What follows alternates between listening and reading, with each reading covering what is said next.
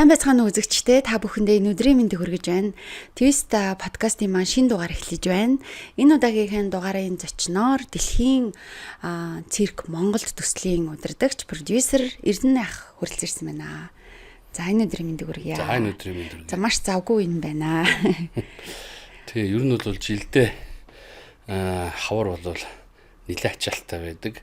Тэр тусмаа он гараад 1 сараас 5 сарын дунд үе хүртэл нэлээд өндөр ачаалттай ажилт. Яагаад тэгэхээр нөгөө дэлхийн цирк төслөө анх хэрэгжүүлэхдээ бид нэгдүгürt сурагчдын амралт, хоёрдугаарт жил бүр 4-р сарын 2 дахь 7 хоногийн хагас бүтэн санд дэлхийд даяар дэлхийн циркчдийн өдөр гэж болдог байхгүй. Тэгэхээр нөгөө энэ олон давхцлыг нийлүүлээд ерөнхийдөө Монгол улс даяараа дэлхийн циркчдийн өдрийг дэлхийн цирк тоглолтыг үзэж өнгөрүүлэх алсын хараатай байсан байна.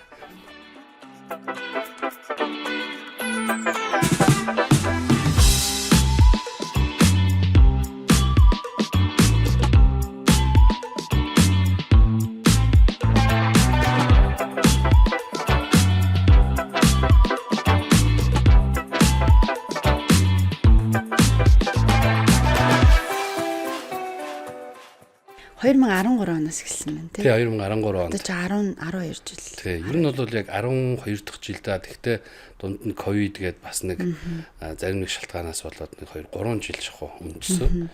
Тэгээд өнгөрсөн 24 онд бид нэрийг аль биесээр төслийнхээ 10 жилийн яваг тэмдэглэж өнгөрүүлсэн. Таныг бас харж байхад та сая өвөл бол бас их завгүй Европын орнуудаар циркүүдээр их явд юм лээ. Би тэгээ ботсон. Та яг энэ үедээ Монголд хэнийг өрөх үү гэж бас ингээд яг продюсер хүний ажиллаа хийгээ явд юм байна да гэж бас харсан.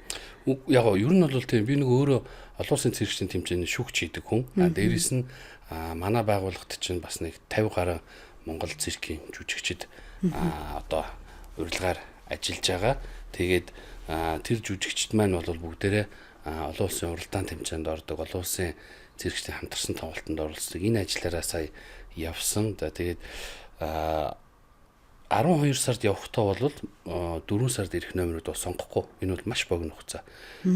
Дэлхийн цирк тоглолтод оролцох жүжигчдийг хамгийн багадаа жилийн өмнө сонгон шалгаруулдаг, хамгийн дээдлэлтаа ер нь 3-4 жилийн өмнө урилга явуулдаг. Ягаад тэгэхээр тоглолтод оролцож байгаа бүх жүжигчид маань дандаа олон улсын циркчдийн тэмцээнээс алтан мөнгө хүрэл медаль авсан ийм жүжигчид байдаг учраас төдийлөн одоо хүссэн цагтаа авчих боломж байхгүй. Ягаад гэвэл яг надтай адилхан тэр жүжигчдийн чинь нөгөө өөрийнхөө тоглолтод оролцуулах хүсэлтэй маш олон циркүүд байгаа учраас ерөөхдөө хэдий ч нэ эрт урилга өгөн төдий ч нэ ажил. Тэр хүмүүсийн хувьд болохоор одоо дэлхийн улс орнуудаар бас яг хуваарьтайгаар явж байгаа гэсэн үг шүү дээ, тий. Тэрний хэсэгт нь л Монгол орж ийнэ гэсэн үг.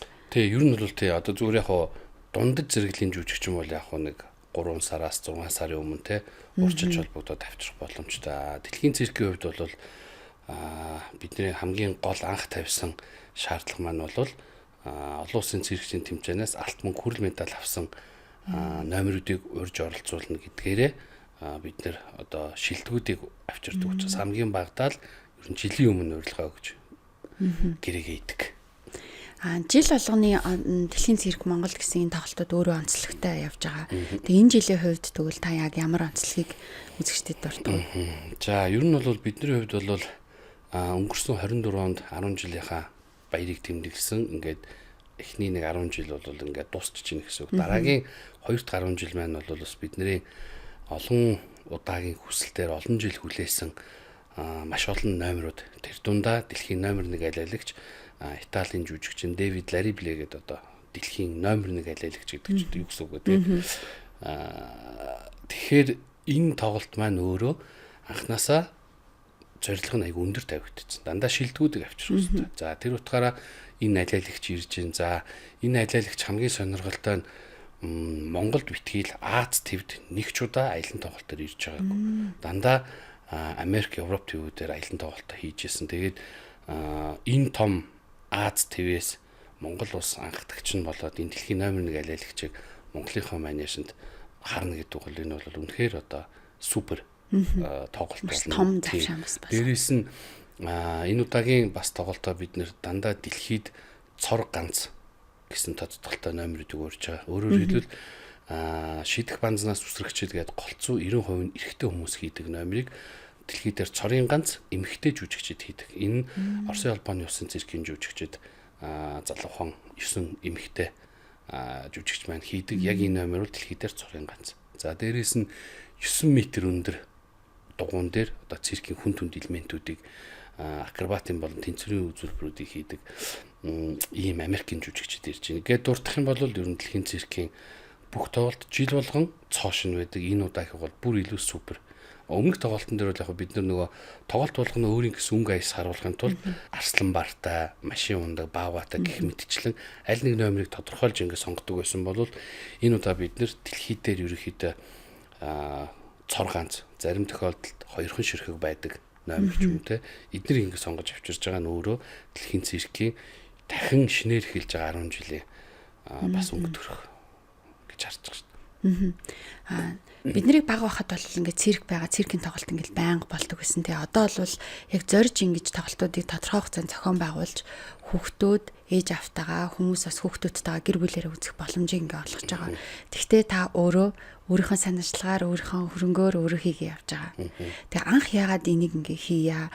Ер нь дэлхийн номеруудыг Монголд авчиръя. Энэ ажлыг эхлүүлэе гэсэн тийм сэтлийг та ханаас олсон байна. Ер нь бол яг одоо бид нарыг хүүхэд байхад гэр бүлэрээ жилдээ 1-2 удаа зайлшгүй циркийн тоглолт үздэг байсан. Энэ нөр айгүй том соёл байсан.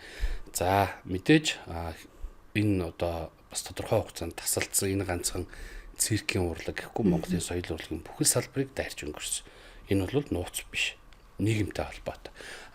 Энэ дэлхийн цирк Монгол тоглолтыг хийх болсон шалтгаан маань юу гэхээр би өөрөө олон улсын циркийн тэмцээний шүүгч хийдэг бас Монголын циркийн жүжигчтэй гадаад харилцааны хувьд хамтарч ажилладаг хүний хувьд маш олон уралдаан тэмцээнүүд дээр очиж исэн. Тэгээд Монголд яагаад энэ олон улсын тоглолт ерөөсө болдоггүй юм бэ гэд ингээд эргүүлээд бодсон чинь ер нь бүр дээр үед социализм үед болж исэн юм байна. Ах トゥ социалист орнуудын найрамдал цирк гэж нэртэйгээр тэгээд нэг Лаос, Камбож, Монгол одоо гэх мэтчлэн ардчилсан нэг 5-6 орны жүжигчид тоглодог байж байгаа. Тэр нь тасраад бүр 30 жил болсон. Тэгээд бид нэр 2013 оныхоо тоглолтыг дэлхийн цирк Монголд 30 жилийн дараа гэдэг нэртэйгээр өөрөөр хэлбэл сэргээж сайжруулж тоглож байна гэсэн үг хэвхэв.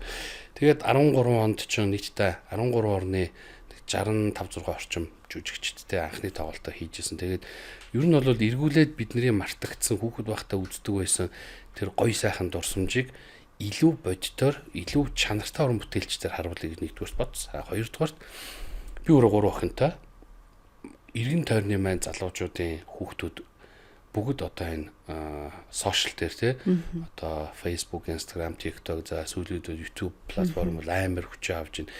Тэн дээр байдаг богино хэмжээний 1 минутын айгүй тийм гоё телевизэн шоуны богино хэмжээний шторк видеонуудыг үзэл зөвхөн нэг муу гар утасны хэмжээтэй дэлгэц хараад дуу алдаж хахад биднэрт манай багийнханд энийг бодитоор нь бүр Монголд авчрах боломж байгаа учраас энийг ерөөсөө тасалдуулж болохгүй юм байна.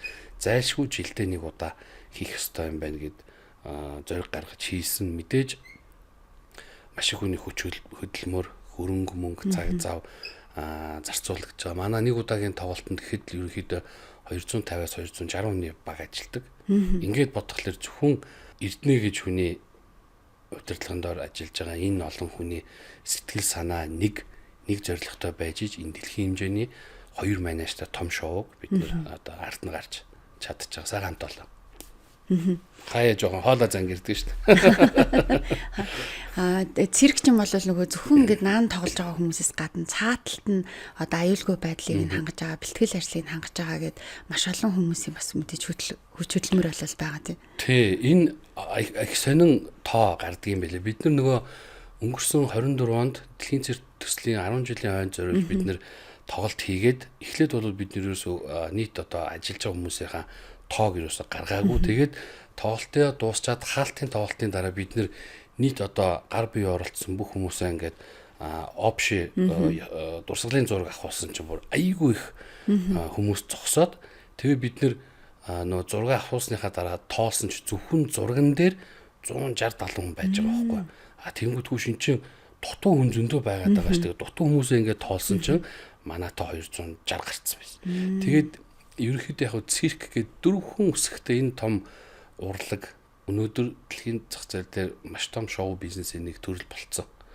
Тэгэнгүүт манежинд гарч байгаа нэг 100 хэдэн жүжигчдээс гадна маш олон төрлийн хүмүүс баг болж ажиллаж байна. Дээрээс нь зөвхөн цирк гэдэг урлагийн тоглолт үзүүлэхэд ямар мэрэгжлийн хүмүүс ажиллаж ийн гэдэг айгүй сонин тоогоор жолооч, орчуулагч, эмч, онцгой байдлын алба, тэ аврах баг. За дээрээс нь эмнэлгийн байгууллага, аюулгүй инженерүүд, бусад урлагийн салбарын хамтарч ажиллаж байгаа бүжигчид, бүжигдэглэж, хөгжмийн найруулагч, гэрлийн техникч гэх мэтчлэн одоо ерөөсөө маш олон төрлийн мэрэгжлийн баг нийлжээд тэр богино хугацаанд энэ 250-60 хүний баг бий болж иж энэ дэлхийн цирк Монголд гэдэг тоглолтыг бид нар үзэгчдэд үзүүлсэн байт юм байлээ. Ингээ бодохлоор зөвхөн циркийн тоглолт юм шиг боловч маш олон төрлийн мэрэгчлээ хүмүүс биднэрт бас хамтарч ажиллаж туслах үедээ туслаа те дэмжгүүдээ дэмжиж ингээд явдаг юм байна. Амьтад ирэх үед бас өөр ах те. Одоо том ууртай амьтад эсвэл Монголд огт байдаггүй, цаг агаарын хувьд бас Монголд амьдрдаггүй ч юм тийм амьтад ирэх тохиолдолд бас арай ондоо бэлтгэл ажил бас хэрэгтэй байна. Тийм энэ ийм учиртай. Одоо жишээлбэл циркийн тоглолтыг амтингүүгээр алиалагчгүйгээр мэдээд хийжээд төсөөлөхгүй. Дээрээс нь тэр тусмаа алиалагч бол циркийн тоглолтын 50-60% дангаараа нуруунд дээр үүрч гардаг. Хэдий ч нэ сайн алиалагч байна, төдий ч нэ тэр тоглолт маш амжилттай болох одоо гол одоо хандлага нь харагдана л да. Амьтад бол мэдээж өөр ингэсэн овор хэмжээтэй, жинтэй одоо асаргаа суйлгаа гэх мэт маш олон юм шаарддаг. Өнгөрсөн хаврын тоглолтын дээр бид нэр 4 бар 2 арслан авчирсан. За сая өнгөрсөн намрын бас 10 жилийн хаалтын тоглолтын дээр бид нэр дэлхийд дээр цорын ганц сургуультай баавгаануудыг авчирсан. Эдгээр баавгаанууд маань яадаг гэхээр машин ундаг, скутер ундаг, мотоцикл ундаг, дугуй ундаг ийм баавгаануудыг авчирсан. Гэх мэтчлэн тухайн амтан болгоны одоо шаардах одоо нөгөө нөхцөл байдалтай аюулгүй байдал одоо хоол хүнс хичээлээс ахуулаад амтан болгон өөр гэсэн одоо нөгөө зайлшгүй биелүүлэх ёстой одоо даалгавар гэх юм уу зохион байгуулагч нарт ирдэг.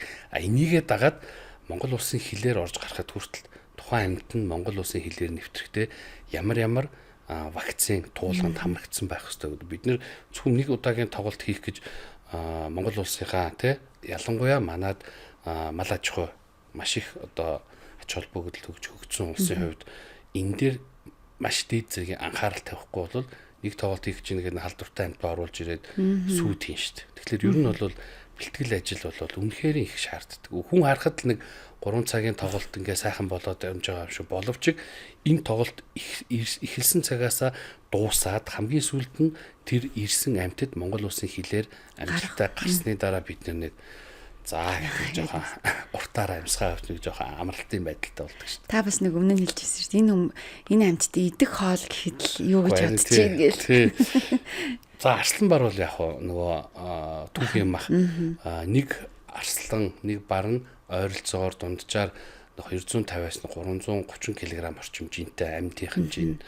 Тэгээд өдөрт тус бүр 5-аас 7 кг үхрийн мах идэнэ. За тэгээд 7 кг гэхлээр нөгөө 6 толгой байгаа шүү дээ. Тэгээд 6-7 42 гэхлээр өдөрт 42 кг. Бид нар нийт тоглолтын өмнөх бэлтгэл ажил, тоглолтын дараах явах, за тээвэрлэлтэд явцад идэх хоол хүнсгээр бид нар ойролцоогоор нэг тонн 700 кг орчим үхрийн махыг энэ 6 бар зориулсан байна. Бар арслангуудад зориулсан байна. За энэ бол бас харьцангуй гайгүй манайх ч бас малтай ороо. Тийм гайгүй бас мах олно.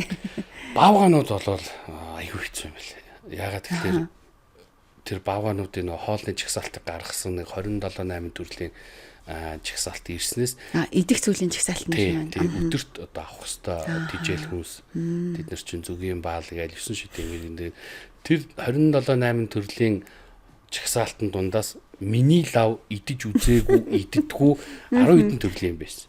Монголд зарим нь байхгүй. 7 хоногт нэг удаа улаан загас өгдөг юм байна. За тэр улаан загасыг бид нэр Монгол улс даяар хайгаад олоогүй ганц нэг олсон нь бол ер нь бол нөгөө хөлдүүгээрээ тээвэрлж ирсэн удаан хадгалагдсан гэдэг утгаараа бас болохгүй эрсдэлтэй. Тийм. Тэгээд бид нэр юугаар орлуулж болох уу гэдэг гэсэн дахианы махаар орлуулж болно гэдэг. Цөөн тохиолдолд дахианы махаар өгч. Бусдаар бол тараг, сүү, одоо зүгийн бал, лаазтай өтгөрүүлсэн сүү гэх мэтчлэн янз бүрийн юм хэрэгжилж байгаа. Тэр нь гэхдээ зүгээр бид нэр сүү бол сүү гэдээ ахгүй. Нөгөө сүү, тараг, зүгийн балных нь нөгөө яг нөгөө агуулмжаараа яг нөгөө энэ бол тэдэн хувийн тослог агуулгдсан гэсэн бүх юм нарийн тоогоор ингэ явдаг. Дээрээс нь энэ баавгаануудыг дагаад бид нэр малын эмчийг хүртэл авчирсан. Яагаад гэвэл энэ циркийн амьтдыг одоо нөгөө байнга хараа хяналтандаа байлгадаг учраас тухайн цирк болгоно өөрийн гэсэн малын эмчт. Тэгээ бид нэр ерөөхдөө за магадгүй янз бүрийн боллоо гэхэд манад одоо яг малын эмчнэр байна. Гэхдээ тэд нар бол нохоо муурнаас мэдээж хэтрэхгүй. Тэгэхээр яг өөрснийх нь мэддэг одоо эмчин байсан дээргээд Оросоос бид нар авчирсан 5 нохоо 3 баавгада малын эмчийг хүртэл ингэж уурж авчирч ажилласан. Тэгэхээр энэ яг одоо ингэж эргээд харахад инээдтэй юм шиг боловч эргүүлээд ингэж бодоход гадаадад Монгол улсын нэрийг бид нар маш томоор сурталчилж харуулж байгаа. Зүгээр нэг циркийн номерыг авчираад нэг 10 хоног тоглуулаад цалингийн нөгөөд явуулах биш. Бид нар бас энэ хүмүүст ч бас тий анхаарал халамжийн тэр амьтанд нь хүртэл тавиад байгааг энэ Монголын уран бүтээлчид, Монголын продюсерууд ийм мундаг анхаарал халамж тавьж энэ ч бас тодорхой хэмжээний хүндлэл واخхой.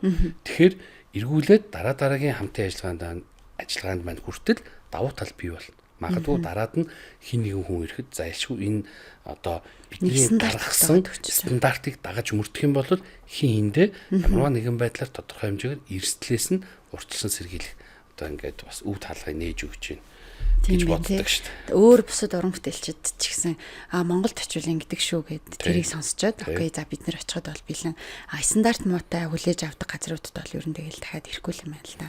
Ер нь бол тий ер нь циркийн зах зээлч ерөөхдөө бол их жижигхэн одоо удирдах байгаа циркийн дарга нар продюсерууд их цөөн тооны хүмүүс байдаг учраас би өнөөдөр нэг алдаа гаргахад чамд нэг хүн очиод хэлчих واخгүй. Эрднэрүү бити яваарай. Өстө бүтэхгүй шүү гэхэд тэгэл энэ дуусах. Яг энэ зарчмаараа монголчууд ч гэсэн гадны одоо циркүүд дээр өөригдөө тоглоод явдаг тий. Тэн дээр бас та яг продюсерийн үүрэг бас гүйцэтгэдэг. Тий, манай дээр ч нэг 60 орчим жүжигчид байдаг. Тэднэртэй адилхан гадны жүжигчид Монголд ирэхдээ ямар шаардлага тавьж байна? Би ч гэсэн жүжигчдийнхаа хүмүүс яг л тийм шаардлага тавьдаг. Ягаад тэгэхээр Монголд ирэхлээрээ одоо хитрхийн өндөр шаардлагатай ажилдаг. Тэнгүүт эргүүлээд монгол жүжигчид гадаад очихдоо за бид нарыг авж байгаа нэхэм гэдэг байдлаар хандаж хийж болохгүй. Нэгдүгээр, хоёрдугаар манай жүжигчид бүгд дэлхийн топ хэмжээний уралдаан тэмцээнээс алт мөнгө хүрэл медаль авсан учраас бид нар энэ дайныг хангамж нэхэх эрхтэй. Үнэлэгдсэн жүжигчид учраас. Нэг хэсэг хүмүүсээс санаа зовоод ирсэн шүү дээ. За хүүхдүүд ер нь нэг үеийнхэн циркийг огт мэдгүй өсгöd байна. Гэт тэгсэн хэрнээ яг одоо болж байгаа тоглолтууд дээр эцэг эхчүүд ер нь хэр их идэвхтэйгээр хүүхдүүдэд авчирж үзүүлэх одоо тоглолтын дараа уран бүтээлчд болон амьтдтай хүүхдүүдийг танилцуулах тэр хандлага нь ер нь хэр байдаг юм бол. За ер нь бол тий анх 2013 онд бол бид нэр энэ тоглолтыг зохион байгуулж эхлэхэд бол үнэхээр циркийн урлаг тэр тусмаа олон улсын тоглолтыг бол үзхийг хүссэн үзэгчид маш их байсан.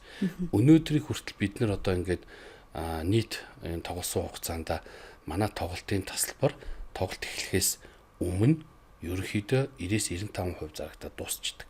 Энэ нь юу гэсэн үг вэ гэхээр нэгдүгээр тоглолтын чанар чансаа, хоёрдугаарт өнөөдөр эцэг эхчүүд маань циркч гэлтгүй бусад бүх урлагийн одоо хүнд хэцүү, гоё сайхан тэ зовлон жаргал бүх юмыг өөрснөө бодитоор мэдэрч соёлдсон учраас яг тэрийг хүүхдэд үзүүлэхийг хүсэж байна. Тэгэхгүйгээр зүгээр одоо юу гэдгийг за наа цирк үзчихэд ирээрээ гадаан зогсож байгаа дуусгаар нь гараад авъя гэдэг ч юм уу. Ер нь бол эцэг эхчүүдийн хувьд тиймэрхүү хандлага аюу ажиглагддаг байхгүй. Дээрээс нь Монголд хүүхдэд зориулсан үзүр ер нь бараг байхгүй гэдээ хэлчих болохоор баг. За тэр тусмаа олон улсын гэвэл за бүр байхгүй. Тэгээд үзэж байгаа эцэг эхчүүд ер нь бол манай дээр нөгөө тоглолтын өмнө мэдээлэл өгөх утас ажилдаг. За тэр утасаар дийлэнх асууж байгаа асуулт нь ямар амтантай вэ гэж асуудаг. Бид нэр тухайн тоглолт болгоныхоо онцлог бүрээс нь Энэ удаа ийм юм амтын ярьж байгаа гэдээ тайлбарлаад явдаг. Эргүүлээд бид нар манай тоглолтыг үзэж байгаа үзэгчдийг дараагийн тоглолтод ирээсэ гэдэг үүднээс бид нар маш их өндөр хариуцлагатай ажилладаг учраас эргүүлээд ямарваа нэгэн байдлаар сэтгэлийн сонсох янз бүрийн мэдээлэлтэй судалгаа юм хийхэд нөгөө тасалбар авахдаа ямар амтантай вэ гэж асуусан хүн эргээд хариулт өгөхдөө нэг ч удаа тэр амтныг дурддаггүй. Яагаад тэгэхээр амтан бол мэдээж яг одоо байгалийн инстинктээр аль нэг давуу талын тухайн циркийн үзүүлбэрт ашиглаж байна. Гэтэл хүн гэдэг хүн амтан ч өөрөө энэ өндөр эрсдэлтэй энэ 10-20 метрт энэ одоо агаарт 5-6 эргэж байгаа те энэ хүнд элементүүдийг хийж байгаа нь өөрөө ямар гайхамшигтай вэ, ямар мундаг вэ гэдгийг ээж аав нь мэддэг болсон учраас хүүхдэд тодорхой хэмжээгээр энэ үзүрийг үзүүлж байна. За дээрээс нь өмнө нь биднийг жоохон байхад үнэхээр цирк болвол яг хөө мэдээж урлагийн нэг үзүүрч гэсэн ер нь цирк үздэг соёл гэдэг юм Оросоос дамжиж манад орж ирсэн. Энэ бол соёл урлагийн нэг салбарын соёл байсан. Хэсэг хугацаанд бол мэдээж орхигдсон. Одоо бол энэ ажил маань бол ер нь нэлээд сэргэж байгаа. Ягаад тэгэхээр эргээд нөгөө үзэгчдийн тоглолтын дараа алга тасж байгаа байдал. За ер нь л манай Монголын үзэгчид ямар ч урлагийн үзүр үтсэн гэсэн тоглолтын дараа босод зогсоод алга ташдаг. Ховор ер нь муугаар ярихад жоохон тийм байхгүй. Гэтэл манай тоглолтын төгсгөл болгон тэр бүх үзэгчид босоод алга ташаад гар утасныхаа гэрлийг асаагаад ингээ алга ташаад гэж зогсдог. Бусад үзүүрдэр бол төгсгөлийн номер явхад ерөөхдөө хүн мэдчихдэг. За одоо ингээд дуусч байгаа юм байна гэж. За төрүүлж гараад нөгөө бүглөрөөнөөсөө ч юм уу өрсөлдөөл нөгөө машина авах гээд ч юм манай төрүүлж тийм ажиглагддаг. Энэ нь өөрөө манай монголчуудын ямар гоё мундаг соёлтой болсны шинж. Дээрээс нь одоо магадгүй одоо манай тоглолтын тасалбар 20,000 30,000 төгрөг байдаг байхгүй. Энэ бол айгүй нийттэй шүү дээ. Бид нар анх 13 онд 12 жилийн өмнө эхлэхэд л 20,000 30,000-аас одоо ч гэсэн энэ үнээрээ л зарж байгаа. Ингээд бодглохлоор нэгдүгээрт үн хямдхан.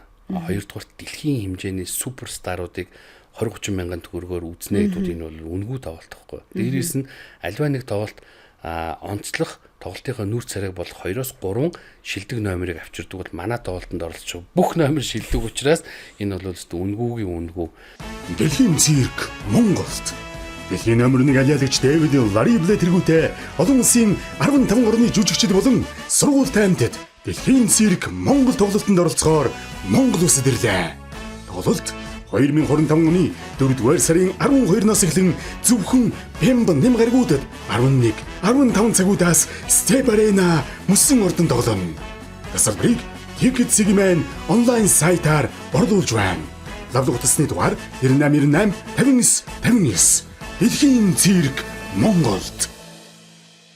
8 өдрийн тоглолт маань за нэг 40-50 мянган хүн үзэх боломжтой. Тэгэхэд Улаанбаатар хотод ч одоо сая 700-800 мянган хүн албан ёсны бүртгэлтэй байна гэдэг тоо байгаад байгаа байхгүй.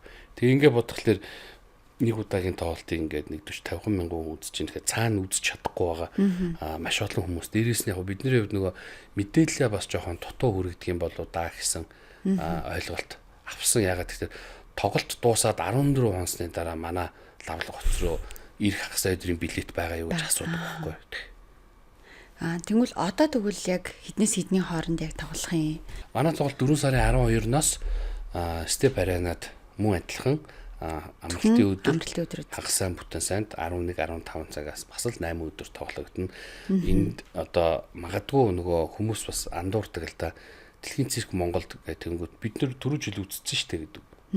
Түрүү жил үзсэн чинь шал өөр хөтөлбөр. Ерөнхий төслийн нэр нь Дэлхийн цирк Монголд боловч дотор нь тоглож байгаа бүх одоо номер 100% цоо шин.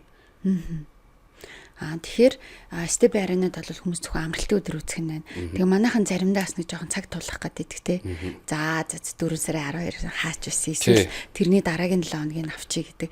Надад бол циркийн үзүүлбэрийг үзэхэд суудлаа гэж чухал санагдаад байдаг.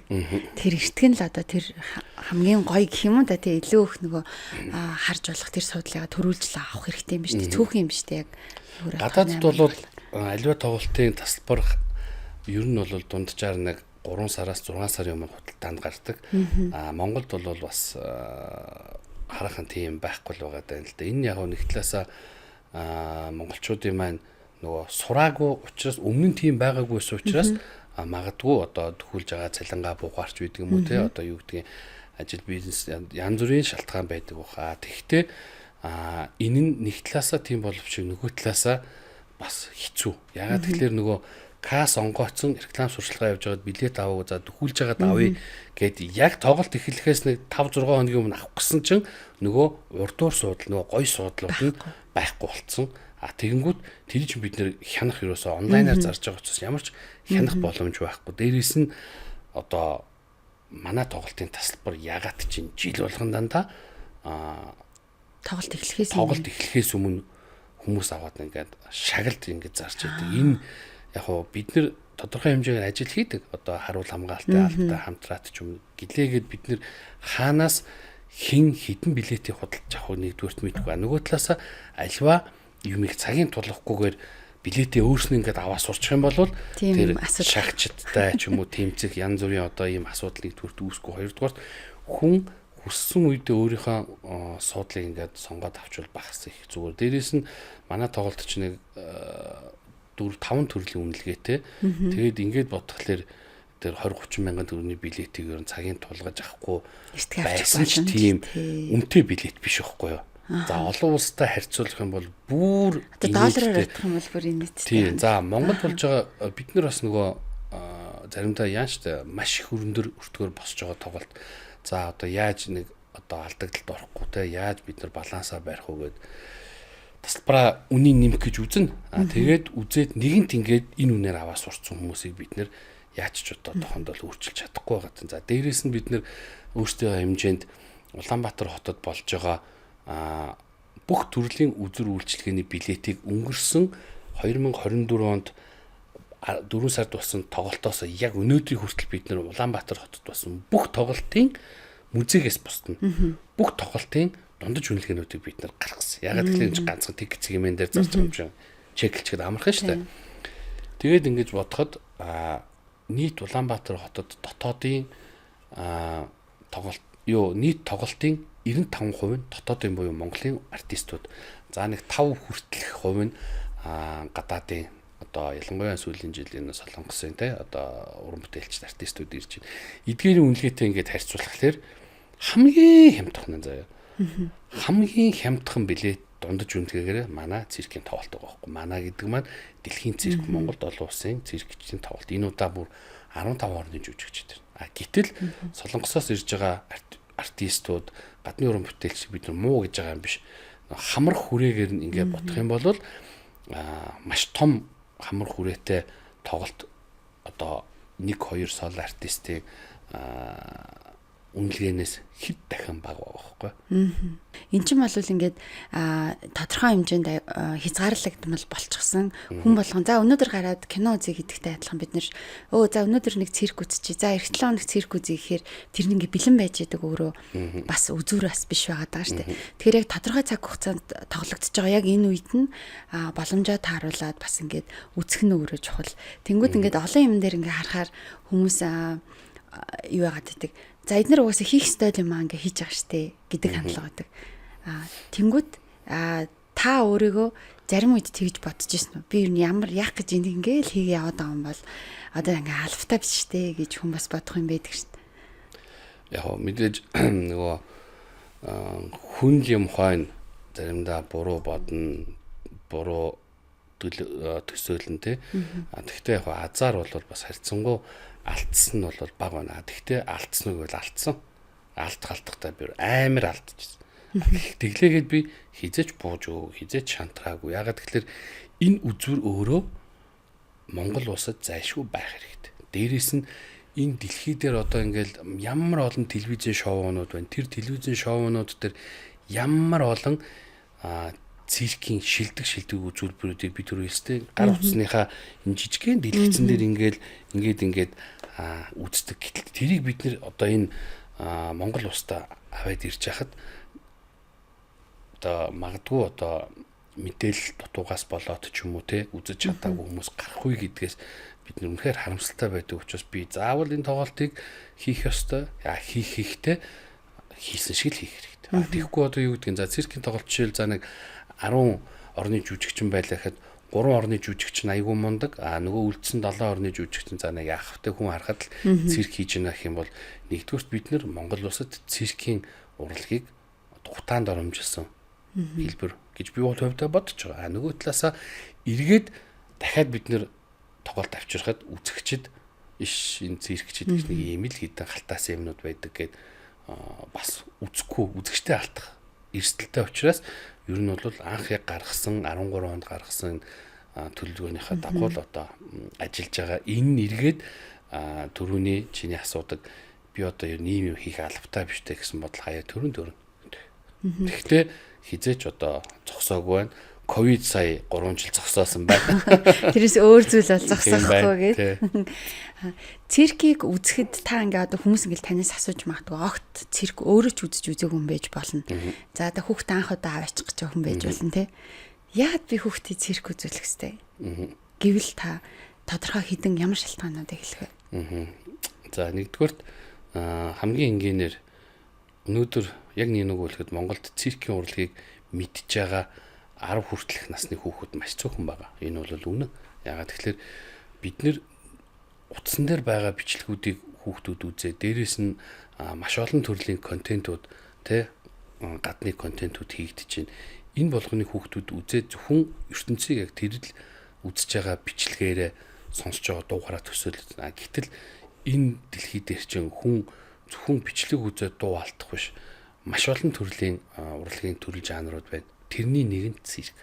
Дээрээс нь цирк өөрөө хизэж утсаар үзсэн цирк хизэж агаарт 5 ч иргсэн 10 ч иргсэн утсаар бичлэгээр үзсэн цирк хүнд тийм эмоциг өгдөггүй. Айгуу сони яагаад чи.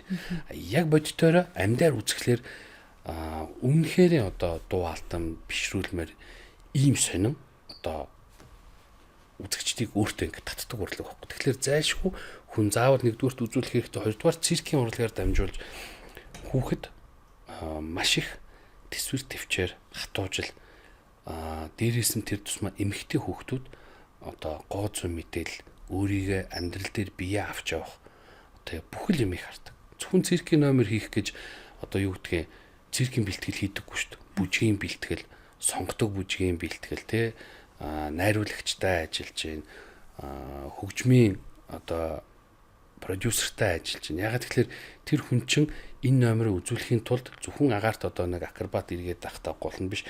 Энэ өөрийнхөө биеийн хилэмжээр энэ хөгжмийг сонсоод энэ гоё сайхан хувцсыг амьдруулж энэ урлагийг хүмүүст түгээн дэлгэрүүлж байгаа учраас энэ бол маш өндөр дэд зэргийн одоо мэдрэмжтэй урлаг учраас энэ бол зайлшгүй үзэх ёстой. Дээрээс нь бидний бас нэг зорилго яагаад бид нэр хүүхдээ циркийн урлагийг үзүүлээч гэдэг нь тэгэхээр жоохон ч гэсэн одоо энэ утаснаас нь нэгдүгээр холдуулмаар тийм дэлгэцийн хамаарлаас холдуулмаар дээрээс нь Монголд одоо энэ жил 85 жилийнхаа ойг тэмдэглэж байгаа Монголын циркийн сургууль. Бид нэр энэ тоглолтыг хийснээрээ энэ гэр бүл магадгүй хүүхдийнхаа ирээдүйн мэрэгжилт нь одоо эрэл хайгуул хийж байгаа бол энэ дэлхийн мундаг жүжигчдтэй адилхан танай хүүхэд ч гэсэн энэ мэрэгжлийг сонгох боломж байна. Дээрээс нь энэ сургуульд нь суралцаад Монголын энэ жүжигчид ягаад олон улсын тэмцээнээс энэ их олон медалуудыг аваад байна. Монголд циркийн сургууль байна. Дээрээс нь мэрэгжлийн багш нар ажиллаж байгаа учраас энийг бид нэр тодорхой хэмжээгээр бас нөгөө зайлшгүй хүүхдэд үзүүлээсэ. Дээрээс нь үнэхээр дэлхийд даяар угаасаа одоо ямар ч муухай үгээр хийсэн ч гэсэн цирк гэр бүлээрээ л үздэг. Цорын ганц үзүр. Ягаад тэгэхээр ямар ч гадаад хэлний мэдлэг шаарддаггүй. Тэгээ бас ямар нэгэн байдлаар санаа зовох те үзэгдэл юм хум гарахгүй. Тэгээ бас нэг талаараа би өөрийнхөө хүүхдийн цирк анх үзчихсэн нөгөө туршлагыг одоо тантай ярихаас өмнө л бодоод байлаа л да. Тэр нь болохоор нэг Петр Бэний зохиомжтой үзүүлбэр байсан байхгүй. Агаар дээр ингээд эрэгтэй эмэгтэй хүмүүс ингээд хос үзүүлбэр. Тэгсэн чинь манай хүүхэд ингээд үзчихсэн аа. Энэ тэгээд график нь хаана хийхдгүү гэдэг нөгөө хүүхэлдэйн киногоор төсөөлөө. Хүн ингээд үгүй энэ хоёрт ямар ч юм график байхгүй. Тэгээд тэр чинь нэлээд бага байсан. Тэнгүүд ингээд агаар дээр ингээд нёгийгээ ингээд шидэж гин барьж авч гин тэр гэхээр ингээд энэ тэгтээ нэг юм байна да гэдэг нөгөө тэр зүйлийг хүүхэд ингээд хайгаад. Тэгээд үзэж дуусчаад энэ цирк гэдэг чинь юм байт юм байна. Энд нь ингээд тийм графикаар хийдэг юм байдгүй юм байна. Яг бодтоор хийдэг юм байна гэдгээ ойлгоод дараа нэг таны хэлээд байгаа шиг гадны цирк үзүүлбэрийг дэлгэцэн дээр үзэхэд энэ ингэж байгаа юм байна, энэ тэгж байгаа юм байна гэдэг ингээд шинэ юм туршлагыг бас хуваалцдаг болсон.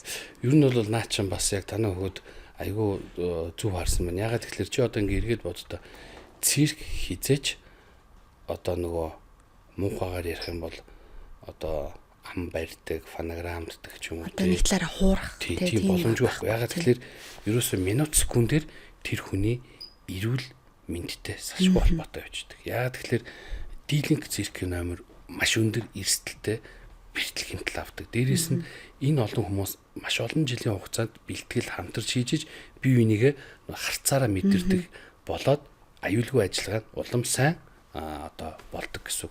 Тэгэхгүйгээр одоо юу гэдгийг за магадгүй одоо бусад урлагтай ингээд харьцуулах юм бол за тайзны урлаг гэж байна те. Өнөөдөр яг нэг текстээ буруу хэлэх ч юм уу, нэг алхаагаа илүү алхах, дутуу алхах ерөгийг нэг илүү үйлдэлэхэд дараагийнхаа тоглолтын дээр засаад явах боломж. Цирк дээр хизэж засна гэсэн юм баг. Чи нэг буруу хийсэн бол чи дараагийн тоглолтод тоглох уугүй юу? Бараг тиймтэй шууд тийм л юмтай нүр тулдаг учраас энэ өөрөө маш өндөр эрсдэлтэй. Тийм учраас миний түрүүний хэлээд байгаа энэ их эр зориг, хатуужил, төсвөр төвчээр гоо сайхныг хүүхдийг бид нэр хөдий чинээ багаас нь үзүүлэн төдий чинээ тэр хүүхэд одоо энэ урлагаас мэдрэмжтэй тийм тодорхой юм ч гэсэн өөртөө хоногшуулж үлдээ. Нөгөө талаасаа бас хүүхэд гэлтгүү бид нэр хүн гэдэг амьтан чинь ийм их чадaltaй, чадвартай, ийм их боломжтой юм биш үү гэдэг бас өөрсөндөө итгэл бас их орж ирдэг байна. Тийм шүү дээ. Одоо жишээлбэл Монголын циркийн жүжигчид агаарт 5 эргэж гэн 6 эргэж гэн ер нь амар үзүүлбэрүүдийг хийж байгаа байхгүй. Тэгэхэд за хүн агаарт 5 6 эрэх нь үтгэл бид нар одоо газар иргээд нэг урагшаа нэг өнкрөө босоод ирэхэд таригтлогоо эргээл бараг цус харахаас наагур юм болдог шүү дээ. Гэтэл энэ ч юусоо бод байдал дээр нийт юм шихгүй. Энэ үнэхээр олон жилийн төсвөр төвчээр бэлтгэл дээрээс нь энэ урлагт зүрхээ өгсөн хүн л энэ том төрөх. Бид нар зүгээр яг нэг тоо утгаараа 5 6 гэхэр нэг цөөх юм шиг харагдаад тэр агаарт 10 м өндөр 5 6 эргээд газар ингээ бууна гэдэг юм чи тоглоом биш байхгүй. Маш олон тохиолдол үүдэг циркийн манежинд амнасаа алдсан гадаадад. Миний нүдэн дээр ч гэсэн арчсан солонгосын жүжигчид хүртэл ингээл бэртэж юмтай л Оросын жүжигчид ч гэсэн бэртэл хэмтэл аваад Испани жүжигчид ч гэсэн бэртэл хэмтэл аваад энэ бол яг түрүүний миний хэлээд байгаа маш олон хүний хамтын бэлтгэл дээрээс нь бие бинийгээ харцаараа мэдэрж иж за энэ өнөөдөр ер нь жоохон унжуу юутай байна уу да юмаа жоохон хагас дутуу хийж магадгүй тэгэхээр би арай жоохон ойрхон зогсъё хамгаалахад гэдэг ч юм уу те ерөөсөө л ийм юм. Та өөрөө бага хатаас циркийн жүжигч юм байсан л тий. Манай ээж ч өөрөө циркийн жүжигч юм байсан. Тэгээд манай ээжийн ах дүүнэр манай өвөө бүгд урлагийн хүмүүс. Энэ утгаараа нөгөө манай ээж бас циркийн жүжигч болсон баг. Би 3 настайгаасаа ээжигээд байгаа цирк дээр одоо хүүхэд насаа өнгөрөөс өнөөдрийг хүртэл ингээл их бага хэмжээгээр ажил амьдралаа холбоол явж байна. Ер нь бол одоо мэдгүй би одоо жишээлбэл хүн одоо жишээлбэл за би тийм мэрэгжил сонгох гэж байгаад энэ мэрэгжлийг сонгоцуулна тэрийгээ сонгоцсон бол гэж магадгүй одоо 40 50 хүрч боддог хүмүүс мэдээж мэрсэр байдаг. Миний хувьд бол ерөөсөө ямар ч тийм сонголт байгаа. Ухаархад циркийн манежинд байсан. Одоо ч гэсэн тэгэл цирктэй ажиллаа ингээл холбоол сайхан явж байна. Дээрээс нь мэдээж маш их цаг зав шаардна. Байнга гадах шаарддаг шоо явна. Тэгэл ар гэр бол бас тодорхой хэмжээгээр орхигдно. Тэгээд ер нь бол бас л золиос гарахгүй ажил мэргэжил гэж байхгүй. Тэр тусмаа урлагийн мэргэжил бол маш их золиос гаргана. Яг золиос гэдэг нь нөгөө ар гэртээ үзүүлэх анхаарал халамжтай хүүхдүүдтэй одоо бич бас сайн баймаар байна шүү дээ. Тэгээд иймэрхүү золиосыг л хэлээд байгаа.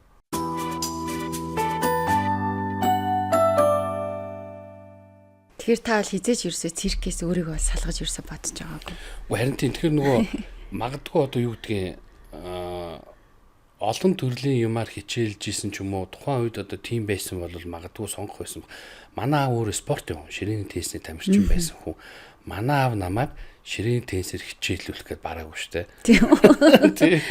Угнаас өөрийгөө дагуулчих гэдэг тийм. Тэгээд ерөөсөө л манай ээж аав эднэр тэгээд ерөөхдөө энэ угаасаа хідэж бүтэхгүй юм байл гэж бодсон. Энэ угаасаа л эндээ л байх хэрэгтэй юм байна. Тэгээд ер нь ягаад чи ер нь тийм сонголтч байгаагүй надад. Тийм мэрэгжилтэй. Одоо ер нь өөр мэрэгжил сонгоод ч ер нь амжилтанд угаасаа хүрэхэрчгүй байсан баг. Уцаал угаасаа тэрэн лүг байх байсан баг гэдэг. Тэгээ та циркийнхаа үзүүлбэр нь ямар үзүүлбэр байсан? Би жонглер хийдэг байсан. За. Тэгээ хэдэн нас хүртлээ ер нь хийж? Би чи 7-8 настайгаасаа эхлээл өөртөө ингээл нөгөө ээжийг дагаад цирк дээр байж байгаа юм чинь 3 бөмбөг аваад тэгэл эхэлж ийсэн. Тэг хамгийн гол нь намайг манай ээж өөрөө циркийн жүжигчин байхдаа чи энийг сур гэж шахаагүй. Би өөрөө л зүгээр өөрийнхөө хоббигоор тийм манай ээжээр эсрэгээр бүр дургу байсан байхгүй. Ягаад тэгэхээр тэр үед чинь Монгол улс даяар урлагийн бүх салбар уналтанд орсон. Жүжиг тоглосон ч нэг 10-20 хүнтэй за сонгодог урлаг тоглосон. Бас нэг 10-20 хүнтэй цирк тоглосон. Бас нэг 10-20 хүнтэй угаасаа юм байсан. Тэгээд ийм урлагаар хүүхдээ мэдээж явуулахыг хинч хүсэхгүй шүү дээ. Тэр утгаараа дургу байсан баг. Тэгээд ер нь бол одоо ингэ бодоход яг уу би өөрийнхөө хүслээр энэ ажил мэргэжлийг сонгосон бас зөвч байсан юм уу. Тий. Магадгүй өөр мэргэжлээс нь би ингэж одоо хоногийн 24 цагаа зарцуулахгүй. Би одоо өдөрт одоо ерөөхдөө нэг 5 цаг ер нь баг унтдаг юм уу. Яагаад тэгэхээр нөгөө нэгдүгээр дэлхийн циркийн бэлтгэл ажил чи өөрөө бүтэн жил дамнаа. За дээрэс нь 1 сараас 4 сар хүртэл яг нөгөө тоглолтын эд нөгөө жүжигчдийн онгоцны билет даатал тэгээ цагийн зураг байгаа. 12 дэх орноос ирэхлээр чи хамгийн хол нь одоо Америкийн жүжигчид мужаасаа хамаарад 12-оос 15 цагийн зурагтай. За Европ бол 7 цаг, Оросууд бол 5 цаг. За энэ ингээ дэлхийн цирктэй холбоотой ажил. Үүнийгээ дагаа манай Монголын циркийн жүжигчид чинь одоо манай өөрийн жүжигчид аялал тоглолтоор явж байна. Энэ хүмүүстэй чинь бас нэг тогтмол өдөр болгон биш юм ах яд 7 хоногт нэг удаа нэг видео колл хийгээ за яаж нээж бэлтгэл сургууль хоол хүнс ялангуяа одоо эрүүл мэнд даатгал гэдэг юм бол айгүй чухал. Тийм учраас нөө ямар нэгэн жижиг сажиг хөнгөн бэртэл гэмтэл авах юм бол ингийн шүү дээ. Тийм учраас миний утас ер нь бол би ерөөсөө амьдралдаа утсаа унтрааж үзээгүй, амьдралдаа интернетээс гарч үзээгүй. Ягаад тэгэхээр нөгөө намайг дагаад бас нэг олон жүжигчид гадаадд байгаад байгаа учраас хариуцж байгаа хүн нь одоо уцаа салгаад алга болчих юм бол яаралтай үед надтай л холбогдсон шүү дээ. Тэгээд дэлхийн энэ тэндээс холбогдож байгаа учраас цагийн үед бол хамаагүй тий. Тэгээд нөгөө олон улсын шүүгч хийдэг учраас одоо нөгөө жилд нэг 20-25 тэмцээн болдог. Тэр болгоноос нөгөө урилга ирэн дээрээс нь нөгөө онлайнаар бас нөгөө шүүгчдийн бүрэлдэхүүн одоо хоорондоо мэдээлэлээ солилцсон гэх мэт. Ер нь бол интернетээс гарах хэрэггүй л хүндээ би ч.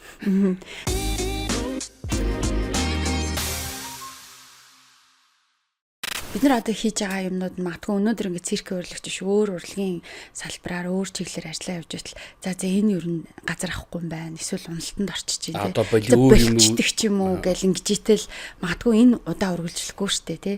Ямар нэгэн зүйл ингээд хэсэг хугацаанд магадгүй жоохон уналтанд ороод буцаа сэргийхтэй бүр илүү сайнаар гарч ирэх бас боломж байдгүй гэж юу нэ хардаг. Яг нь ер нь бол энэ цаг үеийн би бол аль хэдийн өнгөрцөн гэж бодож байгаа. Ягаад тэгэхээр тэр 80-аад оны төгсгөл 90-ад оны ихэрчин бол бүх урлагийн салбар одоо дээд зэгтээ уналтанд орлоо шүү дээ. Энэ нь юу гэсэн үг вэ гэхээр магадгүй тэр үед одоо монголчуудын амьдралын төвшин ямар байсан нэгдүгээр энэ бол хамгийн уялдаа холбоотой. Өдрийнхөө хоолыг яа гэж байгаа хүн ямар юмны үзүр үйлчлэгээ тийм ухаанч байгаагүй. Энэ ингээд нийгмээ дагаад цаг үеэ дагаад өсөж хөгжөөд энэ цагууд эргээд ирж байна нэгдүгээр. Хоёрдугаар тэр үед үзүрийн сонголт яг үүндээ юуч байгаагүй. Драмын театр, улсын цирк, филармон, дөрийн театр тэ. Тэгээд хүүхдийн театр гэдэг одоогийн хаан банк нэ. Гэвч гарын хуруунд тоолох үз 4-5 хон театр за хэдэн кино театр гэсэн тэд нар бүр хаагдаад байхгүйсэн шүү дээ. Тэгээд ингээд бод энэ бол зайлшгүй одоо нийгмийн тухайн цаг үеийн хөгжилтэй. Түүнээс биш одоо юу гэдгийг уран бүтээлчд нь уран бүтээлээ хийгээд чанартай бүтээл гарсан ч гэсэн үзэгчгүй байгаа. За энэ угаасаа газрахгүй энэ бол биш. Энэ бол яг тэр үед л тийм байсан. Одоо бол би тийм боломж байхгүй гэж бодож байна. Ягаад гэвэл өнөөдөр энэ хүмүүс чинь зөвхөн утсан дээрээс олж харсан бичлэгээ бодитоор амдаар үзхийг хүсэж байна. Нэгдүгээр, хоёрдугаар энэ утсан дээр ямар нэгэн эвлүүлэг орсон үзүр юм уу эсвэл бодитоор энэ хүн энийг хийгээд байна уу. Дээрэс нь одоо нэг төрлийнхөө үзүрээс уйдчих шүү дээ. Юу нь бол дэлхийд даяараа маш олон төрлийн үзүр одоо Монголд чихэд орж ирээгүй маш олон төрлийн үзүр байгаа. Бидний ч гэсэн мөрөөдөл хэд хэд үзүрийг одоо бид нэр Монголд авчирах гэсэн бодол байгаа. Гэхдээ бид нэр одоохондоо яг тэр төрлийн үзүрийг авчирах жоох имиж байгаа. Ягаад гэвэл Монгол хүний сэтгхүүд нь тэр төрлийн үзүрийг үзэх зориг төсвөр төвчээр одоохондоо бас нөгөө хүлээж авах нь арай болоогүй гэж байна. Арай л жоохон чангатгаад байж магадгүй гэдэг утгаар бид нэр одоохондоо хийхгүй байгаа, авчрахгүй байгаа. Бусдаар бол ерөөхдөө бид нэр бүхэл төрлийн үзүр үйлчлэгийг аюул гой соёлтойгоор аваад үзнэ. Хизээ байхдаа бид нэр онлайнаар тасалбар аваад одоо юм үздэг байсан тий. Эн чинь бол бас л бидний бас л тодорхой хэмжээгээр бас хөгжиж जैन тий, урагшилж जैन. Бусад гадны улс оронтой бас хөл нийлүүлэн алхах чинь. Тэгэхээр энийгээ дагаад тухайн уран бүтээл хийж байгаа хамтлаг продакшн компани тэгээ бүгд нэгдүгээрт мөнгө зарцуулж штэ. Мөнгө зарцуулахгүйгээр бид нэр хизээч сайн уран бүтээл хийж чадахгүй, хизээч бид нэр өөрийн гэсэн үзэгчтэй байж чадахгүй. Одоо жишээл нэг уран бүтээл хийхэд хамгийн багтаал тэр бом 500 сая төгрөгөөр л уран бүтээл хийхгүй бол тэрнээс доош өртгөөр юм их юм бол нэгдүгээрт юм хийсэн болохгүй байна, хоёрдугаарт олон улсын стандартад нийцэхгүй байна, гуравдугаарт үзэгчдийг хуурсан бүтээл болох гэдэг байхгүй. За зөвхөн дэлхийн цирк ярихгүйгээр дахиад нэг бас 5 сард нэг гоё тоглолт байгаа шүү дээ. Тэгээ энэ нь болохоор одоо бүр 2 өдөр тоглогдно. Тэгээд тасалбар нь зарагдаад эхэлж гисэн. Тэгээ энийг одоо ер нь баг хүмүүс мэдчихэж байгаа юм уу? Таад одоо маань нь болохоор дэлхийн циркэл яриад идэг. Тий яг хоо энд чинь бас нөгөө эхлээд нөгөө оршил хэсгийг бас өгүүлэх сонирхолтой. Ягаад гэвэл би продюсер хүн. Одоогоос нэг 10 хэдэн жилийн өмнө Монгол зүрх продюсер гэдэг үг хэллэг ер нь хэрэгэлдэг нэг ч хүн байгаагүй. Би Японд шоу менежер продюсерийн чиглэлээр 20 гаруй жилийн өмнө сурч ирсэн. Бүтэн 1 жил сураад харамсалтай нь арга гэрийн гачиглаас төлбөрөө төлж чадахгүйгээс болоод сургуулаа дуусаагүй ирсэн. Гэхдээ би 20 гаруй жилийн өмнө ийм мэрэгжил байдгийн байна гэдгийг мэдэж авсан. Японд. Тэгээд 1 жилийн хугацаанд би сурахдаа ер нь яг төлбөрөө 100% төлөөд диплом авсан юм шигээр би тархинда жоохон мэдлэг мэдээл хийж чадсан гэж боддог байхгүй. Тэгээд яг нь ерөнхийдөө л нөгөө цирк гэлд яагаад байна. Яг мэдээ цирк гоё юм. Гэтэл надтай хамтарч ажилладаг гадны маш олон түншүүд байдаг. Энэ хүмүүсийн хийж байгаа шоунуудыг харахаар Монголд ерөөсө хийж исэн, хийгдэж байгаагүй ийм одоо шоунууд байгаад байгаа байхгүй. Тэгэнгүүт энэний нэг нь бол 2025 оны 5 сарын 24-25 дэцтэй барайнд болох уран гулгалтын спортын Олимп төв дэлхийн аваргуудын гала тоглолт. Гала шоу 2 өдөр болох. Энийг бол яг 2 жилийн өмнө Монгол Улсын засгийн газраас биеийн тамирын хороотой билүүд ингээ хамтарч хийж исэн байлээ. Дараагийн нэг бас нэг том ажил маань бол 9 сард бас сонгодог урлагийн нэлээд том хэмжээний бүрийн хэмжээний шоу тоглолтыг бас Монгол улсад урьж авчирна. За ингээд 26 27 онд ингээд төлөвлөсөн ажлуудаа дуртах юм бол яг маш олон төрлийн олон улсын шоунууд ирнэ. Энийг би яагаад хэлэхгүй вэ гэхээр нэгдүгürt яг одоо бас нэг олон ажил дунд нь ингээд эргэлдүүлээд цаг хугацааны урд хойно орох асуудлууд байгаа ч гэсэн ерөөхдөө аливаа юм жоохон цагийн мэдээлэлээр бүрэн яг зөв загт нь хөрвчүүл их үр дүнтэй гэж бодож байгаа. За дээрэс нь би яагаад энэ болгоныг ярьж ийн гэхээр продюсер хүн яг ямар ажил хийх ёстой юм бэ? Продюсер хүнээс ямар уран бүтээл, продюсер хүний хамтарч байгаа баг бүрэлдэхүүн ямар байх ёстой вэ гэдгийг одоо харуулсан ийм хэмжээний тоглолтууд хийж байгаа учраас одоо зөвхөн цирк гээд хит туушраад авахгүйгээр те.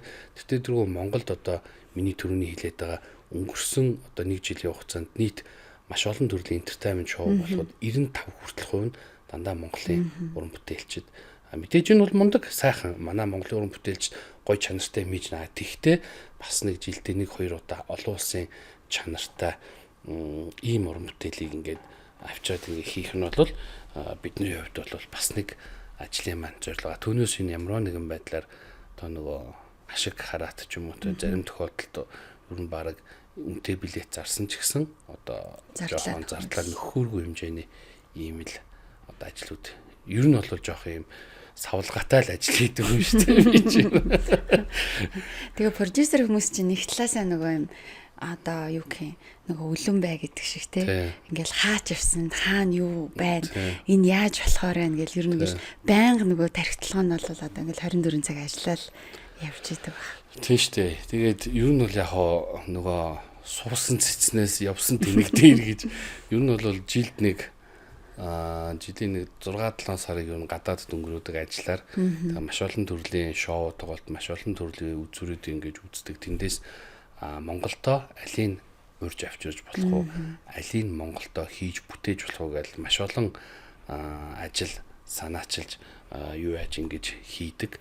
Тэгээд яг онохдоо оноо алдахтаа алдна. Гэхдээ эцсийн үр дүнд мэдээж алдаан дээрээ суралцаад амжилттай ажлууд маань ингээд үргэлжлээд явж байна.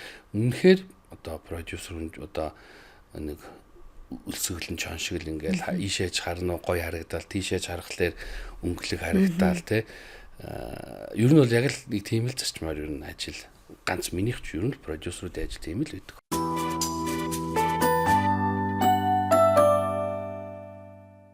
Уран бүтээлчид сайн байгаад за би энийг хий тэрийг хийгээд за тэднийг авчиръя гэхэд бол бас ингээд нөгөө сав байх хэрэгтэй байдаг тий. Яг одоо мэрэгжлийн уран бүтээлчид өөрсдөө уран бүтээлийг хийх боломжтой тэр барилга байгууламж гэдэг бол аягүй чухал. Тэгээ сүүлийн үед нөгөө та степ аренаттай нэлээд сайн хамтарч ажиллаад байна. Тэгэхээр үзэгчдийн зүгээс харахад бол тэрийг бас л хувийн хвшлийнхэн өөрсдөө зориг гаргаад маш урт удаан хугацааны хөрөнгө оруулалтыг зориулаад ингээ хийчихсэн байгаа. Тэр байгаа учраас энэ тоглолт болж гин тэр тоглолт болж гин гэж хэлэх зүйлүүд их байдаг тий. Ер нь яг би бол тийм энэ байгаа учраас одоо дэлхийн цирк болоод байна гэвэл би энэ дээр санал нийлэхгүй. Ягаад тэгэхээр өнөөдөр бидний ягаад степ арена дээр хийх болсон бэ гэхээр дэлхий дээр циркийн тоглолт үндсэн 4 төрлөөр хөгжлийнхаа одоо бүр дээдийн дээд хэмжээнийг тулчаад байгаа байхгүй. Нэг нь сонгодог цирк буюу циркийн байрлал, нөгөөх нь нүүдлийн цирк буюу одоо асар цирктэй барьж буулгаад нүгэд ингээд яв. Нөгөөх нь бол кабаре динер шоу буюу оройн хоол идэнгээ циркийн одоо тодорхой үзүүлэлт тийм ялангуяа зочид буудал казино театруудад болдог. За нөгөөх нь буюу одоо 140 гаруй жилийн түүхтэй спорт арена циркийн тоглолт. Өөрөөр хэлбэл спорт зааланд 2-3 манежтай циркийн тоглолт одоогоос 140 гаруй жилийн өмнө хийсэн байх нь шүү дээ. Тэгээд бид нэр ерөнхийдөө ковидын өмнө 1 жилд билүү 2 жил завсарлаа тэгээ ковид үргэлжлээд тэгээ бид нэр 2022 онд ковид тусаад бүх юм тавигдаад бид нэр тоглолтоо дахиад үргэлжлүүлэхээр болсон. Тэгэхдээ бид нар бодож байгаа. За бид нар яавал бид нар энэ хүмүүст өшөө илүү сонирхолтой сэтэл төрүүлэх вэ гэдэг үүднээсээ за хэдүүлээ арена спорт шоу тоглолтоо хийя. Яагаад тэгэхээр Монголд урд өмнө хизээч 2 манежтай циркийн тоглолт болж байгаагүй. За энэ нь ямар давуу талтай вэ гэхээр маш олон төрлийн экстрим шоу үзүүлбэрүүдийг тоглолтод оролцуулах боломжтой буюу одоо бидний авчирж байгаа мото шоу те маш олон төрлийн экстрим үзүүлбэрүүд байна. Эдгээр зөвхөн арена шоуд л багтаамжийн хувьд тоглох боломжтой.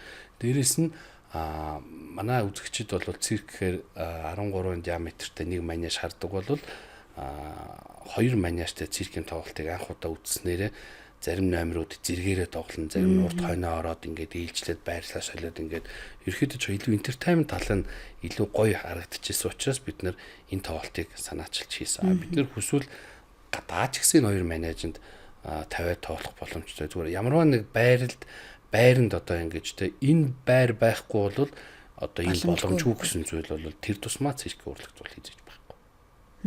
Мэдээж олон гоё арена баригдаж байна. Энэ бол давуу талхгүй, энэ бол хөгжил واخгүй болсон. Тэнцээж ганцхан цирк тоглоод байгаа биш шүү дээ. Сакс, волейбол, те хоккей одоо юу гэдэг одоо Нью Арена гэхэд үнэхээр Монголын саксны одоо хөгжил маш том алхам хийж шүү дээ. Дээрээс нь Нью Арена байснараа Америкийн NBA-гийн суперстар Монголд ирж байгаа байхгүй. Хуучин спортын туурданд саксны лиг болдог байхад энэ багийн эзэд ч гэсэн ичээд энэ мундаг тамирчдыг авчирч чадахгүй байхгүй. Бас олон улсын тэмцээнийг ч гэсэн авчирч хийж штэ бас тий.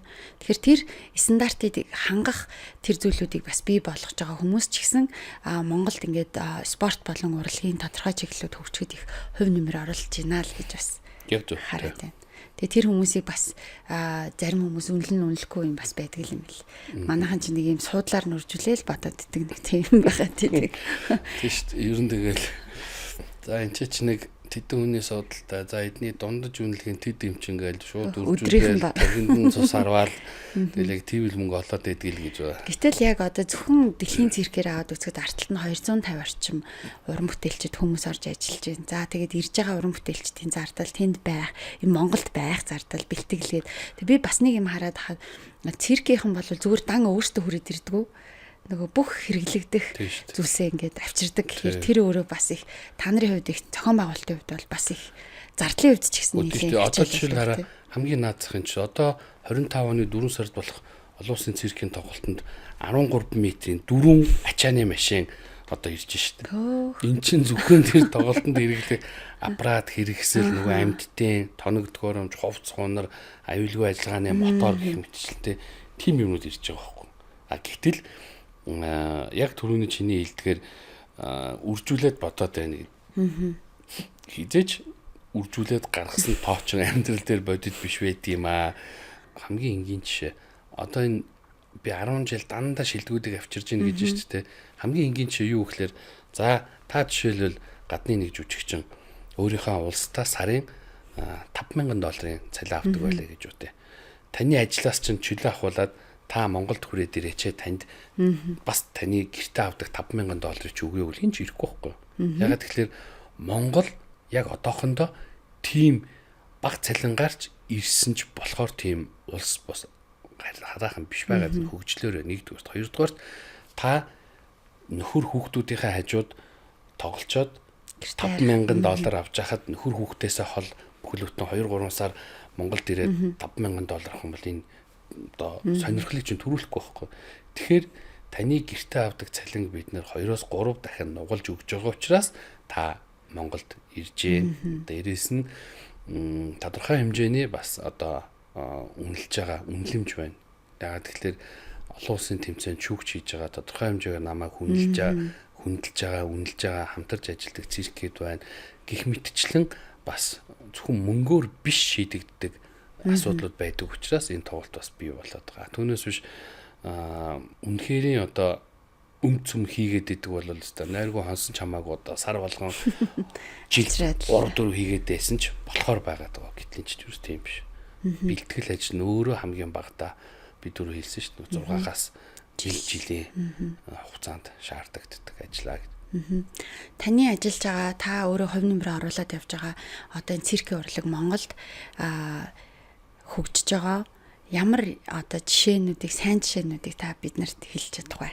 Олон улсад үнэлэгдэж байгаа үнэлэмжээр нь би хэлэх юм байна. Тэр нь юу гэсэн үг вэ гэхээр өмнө нь буюу одоогоос нэг 15 жилийн өмнө олон улсын тэмцээнд ер нь дийлэнхтэй уран нугралтын үзүүлбэр явдаг байсан. Явах тоолондоо олон улсын тэмцээнээс алт мөнгө хүрэл медаль авдаг байсан. Бидний бүр хүүхэд байхад бүр ингээд ярих юм бол социализмын үеэс л Монголын циркийн урлагийг олон улсад уран нугартал төлөөлдөг байсан. Энэ ч гэсэн өнөөдрийн хүртэл ингээд явж байна. Сүүлийн ялангуяа 10 жилийн хугацаанд бол Монголын циркийн урлагийг олон улсад маш томоор сурталчилж байгаа төрөл бол акробат үсрэлт тэр дундаа шидэх банзнаас үсрэгчд гэж үзүүлбэрээр оролцсон бүх тэмцээнээс алт мөнгөн шагнал авч байна. За дээрээс нь манай жүжигчд мэдээж яг энэ алт мөнгөн медаль авч байгаасаа гадна өөр бусад номерууд ч оролцдог. Маш олон циркийн байгууллагууд Монголын жүжигчдийг аялан тоглолтоор гадаадад авч явж байна. Энэ нь өөрөө юу гэсэн үг вэ гэхээр Монголын жүжигчид өнөөдөр дэлхийн циркийн зах зээл дээр маш том нэр хүнд байр суурийг эзэлж байгаа учраас Монголын жүжигчдийг манежинд харуулмаар байна шүү дээ. Энэ өөрөө Монголын циркийн тодорхой хэмжээний хөгжил бас өнөөдрийн хүртэл энэ жүжигчдийг энэ уран бүтээлчдийн хийсэн ажлын үнэлэмж. Түүнээс биш одоо юу гэдгийг одоо тим юм хийгээд ийм юм та бас ийм юм хийгээд ингэтэй болсон гэдгээс илүү бидний өнөөдөр дэлхийн хөлийн зөвшөөрөөд ингээд өөрсдийнхөө манежинд би энэ жүжигчдийг Монголд авчрах гэж яаж улаарж байгаатай адилхан Монголын жүжигчдийг бас олон улсад бас л ингэж урьж авчирдаг. Энэ бол Монголын циркийн одоо монголчуудын маань харамсалтайгаар олж харж чадахгүй байгаа, мэдгүй байгаа одоо маш том үнэлгээ. Гэхдээ бас нэг талаараа Монголд бас циркийн одоо үзүүлбэр тоглоход өөртөө одоо тодорхой хэмжээнд тасалбараа аваад үзэж байгаа үзэгчид ч гэсэн энэ одоо салбарыг бас цаашаага бүр илүү хөгжихэд тодорхой хэмжээнд хувь нэмэр оруулж байгаа хүмүүсээ гэж бас би бол хувьдаа бодож байна. За битэрийн ярилцах цаг одоо үний хүрээд ер нь дуусч байна. Тэгэхээр та бас өөрийнхөө одоо хамгийн наан тоглох гэж байгаа дэлхийн цирк Монголд тоглолтонд манай үзэгчдийг бас ураад бас хоёлаа яриагаад басах. За тэгээ ер нь бол яг манай энэ циркийн жүжигчид ялангуяа цирктэй амьдралаа холбосон багш, дасгалжуулагч, продюсер, менежер бүгд ийм ер нь нэг жоох юм нам хүм амьдэрдэг. Яагаад тэгэхээр ерөөхдөө нөгөө хийж байгаа ажлаа ингээд биеэрээ ингээд үлдээд ингээд хийгээд явдаг учраас төдийлөн манай Монголын циркчдийн уран чадвар Монголтой бас жоохон үнэлэгдэх нь жоохон бага юм уу даа гэж хараад байгаа. Тэр нь ямар учиртай вэ гэхээр Монголын циркийн жүжигчид дэлхий дээр нэлээд оргил өөд тэмүүсэн амжилтуудыг гаргаж байгаа учраас Монголын циркийн жүжигчид байнгын гадаад аялан тоглолтоор яваад байгаа учраас өөрийгөө харуулах, үнэлүүлэх одоо тэр ажлууд нь жоохон дутуу юмнуудаа л нэгдүгээр харагдаж байна. Нөгөө талаасаа одоо энэ бидний хийж байгаа дэлхийн цирк Монгол тоглолт маань ердөө 8 өдөр тоглогдно. Зөвхөн хагасаа бүтэн сайн дээрээс нь 20-30 мянган төгрөгийн үнэтэй тасалбарыг цаг алдалгүйгээр аваад энэ дэлхийн шилдэгүүдийг үзээсэй. За би энэ дээр тайлбарыг гаргая. Яагаад ингэж юм гэхлээр биний саяны яриандаа дурдсан Монголын циркийн жүжигчид олон улсын тэмцээнд ороод дандаа алт мөнгөн медаль авдаг гэж байна. Тэгэнгүүт манай тоглолтод зайлшгүй 1-2 Монголын циркийн жүжигчид оролцсон. Тэгэхээр энэ гадаадын циркийн жүжигчдийн чанар чансааг хараад монголчуудыг хараад манай монголчууд чинь ийм дэлхийн мундаг хүмүүстэй өрсөлдөөд алтан медаль, мөнгөн медаль авдаг юм биш тэгээд энэ тоглолтоор хүртэл манай Монголын циркийн жүжигчдийн чанар чансааг бид нар монголчуудаа бас бодтоор харуулъя гэсэн ийм зорилготой. Тэгээ эцэст нь сурагчдын амралтаар зөвхөн хагасаа бүтэн сайн 8 өдөр болох энэ дэлхийн цирк Монголд 2025 тоглолтод дэлхийн дандаа супер дэлхий дээр ерөөсө цорын ганц гэгддэг байгаа уран бүтээлчид байж байгаа. Мэдээ сургуультай аймтад дэлхийн номер 1 алиалагч гэх мэт чинь тэгээд санаагаар болдог бол энэ алиалагчны цалин, энэ алиалагчийн манахаас авч байгаа үйлчлэгээ одоо энэ жүжигчдийн цалин бүгдээр ингээд зарлчмаар байна. Энэ бол хувийн нууц үзэл би харамсалтай чаддаггүй. Спорт байсан бол арай өөр. Спортчин бол арай нөгөө илүү бизнес талаасаа ингэж явдаг. Одоохондоо Монголд маань яг соёл урлаг маань тэр тал руугаа яваагүй байгаа учраас хэлж чадахгүй. Гэхдээ ер нь бол үнэхэрийн одоо 20-30 мянган төгрөгөөр тоглолт аваад үзээд гарсан хүмүүсийн сэтгэл ямар байхыг би хувьд бол айгүй тодор төсөөлж байна. Тийм л хэмжээний уран бүтээл болж байгаа. За маш их баярлалаа. Тэгээд 8 удаа тоглогдох энэ тоглолтын дээр бас маш олон хүмүүс очиж үзээсэй. Таны хэлээд байгаа энэ зүйлсүүдийг яг биетээрээ бас мэдрээсэй, монголчуудаараа бахархаасай, магадгүй дараа дараагийн тоглолтыг илүү хүлээж үздэг тэр үзэгчдийг өөрийнхөө хүүхдүүдийг бас бэлдээсэй гэж бодож байна. Тэгээд танаа баг хамт олондоос амжилтыг хүсье. Та бүхэн бас Монголынхон циркийн урлагийг одоо ингэ тасрахгүйгээр авч явах, Монголын уран бүтээлчдийг гадагшаага авч явах, гадны уран бүтээлчдийг Монголд авчрах маш том үе таалгыг нээж одоо маш том гүүрэн болж ажилдаг та бүхэнд улам их амжилтыг хүсье. За баярлалаа. Би түрүүн бас яриандаа дурдчихсан манай Монгол циркийн хөгжлийн төв дээр 60 гаруй уран бүтээлч байдаг гэдэг. Одоо ингээд хэдхэн хоногийн дараа 10 хүний бүрэлдэхүүнтэй жүжигчд маань Герман улс руу 3 жилийн аялын тоглолтоор ингээ явах гэж залгуулаад 7 сард 13 хүний бүрэлдэхүүнтэй Карпатын жүжигч маань олон улсын тэмцээнүүдээр ингээд оролцоод ингээ явах чинь ерөнхийдөө л Монгол руу ч авчирж байна. Монголоос ч гарч шүү тий. Монголын говь нутагт аж төрдөг хосгүй нэгэн амьтан болох Монгол тэмээнийхээ шимт сүг боловсруулж олон улсын стандартад нийцсэн хугацаа үрцгэгч болон нэмэлт бодис агуулгыг цэвэр сүгээр боловсруулсан ингийн хоормог худалдаанд гарлаа. Camwell брендийн ингийн хоормогтой хамт өдөр бүр эрүүлжээ. Манай нэвтрүүлэгтээс цаг гаргаад хүрэлцэн ирсэнд маш их баярлалаа. Уг нь нөгөө нэвтрүүлгийн дундуур би энэ бүтээгдэхүүн ярих хэрэгтэй байсан байхгүй танилцуулах хэрэгтэй байсан чи таны ярианд ороод бүр мартчихсан энэ удаагийн дугаар ярьсангүй.